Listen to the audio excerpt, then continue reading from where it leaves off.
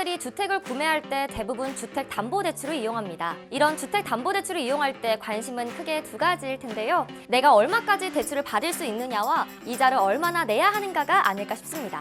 내가 얼마를 내야 하는지 계산하는 건 간단합니다. 내가 받을 대출 금액의 예상 금리를 곱하면 1년간 내야 하는 이자고 그걸 12로 나누면 한 달에 내야 하는 이자인 거죠. 그런데 내가 얼마를 받을 수 있는지 계산하는 건 쉽지 않습니다. 주택으로 받을 수 있는 대출한도 LTV와 내 소득으로 받을 수 있는 대출한도 DTI 또는 DSR을 같이 계산해야 하기 때문에 그렇습니다. 주택으로 받을 수 있는 대출한도 LTV는 오른쪽 위 영상을 시청 한번 부탁드리고요. 오늘은 DTI와 DSR에 대해 정리 및 계산 방법을 알려드리려고 합니다. 올해 주택을 구입하시려는 분들은 오늘 영상 꼭 보셔야겠죠? 영상 끝에 DTI랑 DSR을 쉽게 계산하는 방법도 알려드릴 테니 끝까지 시청 부탁드릴게요. 그럼 같이 가보실까요?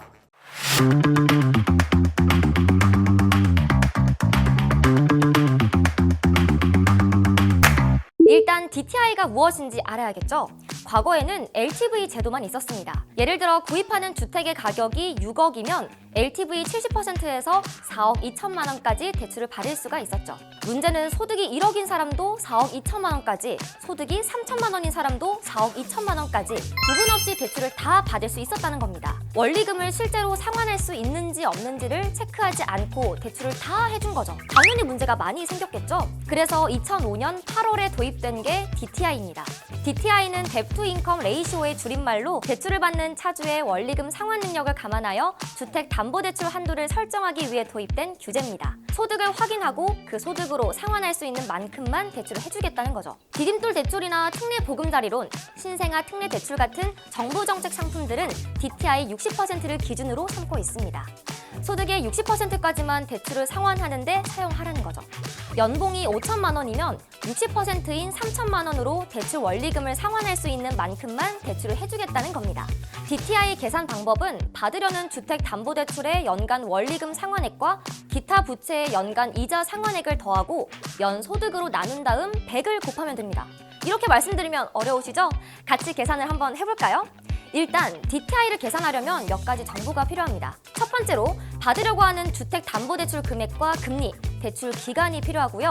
두 번째는 부채가 있는 경우 부채 금액과 금리가 필요합니다. 마지막으로 본인의 연봉을 알아야 합니다. 예를 들어 주택담보대출 4억을 4.5%로 대출기간 30년으로 받을 예정이고 다른 부채는 신용대출 2천만 원, 금리는 5.5%, 연봉은 5,500만 원입니다.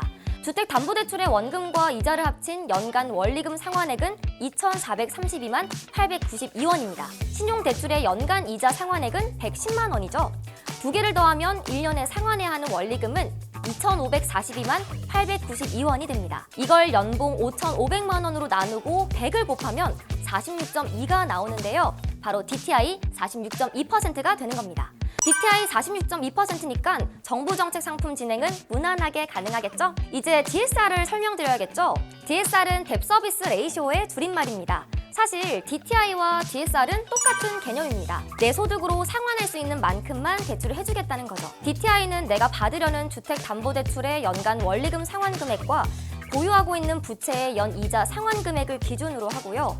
DSR은 내가 받으려는 주택담보대출의 연간 원리금 상환 금액과 보유하고 있는 부채의 연간 원리금 상환 금액을 기준으로 합니다. 두 개가 다른 부분은 기존 부채에 대해 이자만 계산하느냐, 원금과 이자를 전부 다 계산하느냐입니다. 그렇기 때문에 부채가 하나도 없는 분들은 DTI나 DSR이나 수치가 동일하게 나옵니다. 그러나 부채가 있는 경우에는 원금을 같이 계산하는 DSR이 연간 상환해야 하는 금액이 늘어나기 때문에 수치가 조금 더 높게 나옵니다. DSR 계산 방법은 연간 모든 대출 원리금 상환액을 연소득으로 나누고 100을 곱하면 됩니다. 그럼 아까랑 동일하게 DSR을 한번 계산해 볼까요? DSR을 계산할 때 필요한 정보는 첫 번째로 받으려고 하는 주택담보대출 금액과 금리, 대출 기간이 필요하고요. 두 번째는 부채가 있는 경우 해당 부채 금액과 금리, 대출 기간이 필요합니다. 마지막으로 본인의 연봉을 알아야 합니다. 아까랑 동일하게 계산을 해보죠. 주택담보대출 4억을 4.5%로 대출기간 30년으로 해서 받을 겁니다. 다른 부채는 신용대출이 2천만 원, 금리는 5.5%, 대출기간 5년이고요. 연봉은 5,500만 원입니다. 주택담보대출 원금과 이자를 합쳐 연간 원리금 상환액은 2,432만 892원입니다. 신용대출도 원금과 이자를 합쳐 연간 원리금 상환액은 458만 4,276원입니다. 결과적으로 1년에 생활해야 하는 금액은 두 개를 합쳐서 2,890만 5,168원입니다.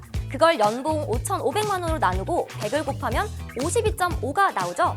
즉, DSR이 52.5%가 되는 겁니다. 좀 전에 DTI로 계산할 때는 가지고 있는 부채에 이자만 들어가기 때문에 46.2%가 나왔고, DSR은 부채의 원금과 이자가 전부 들어가서 52.5%가 나왔습니다. DTI보다 강화된 심사 기준이 DSR이죠. 그런데 이런 DSR보다 더 강화된 심사 기준이 2024년에 적용됩니다. 바로 스트레스 DSR인데요.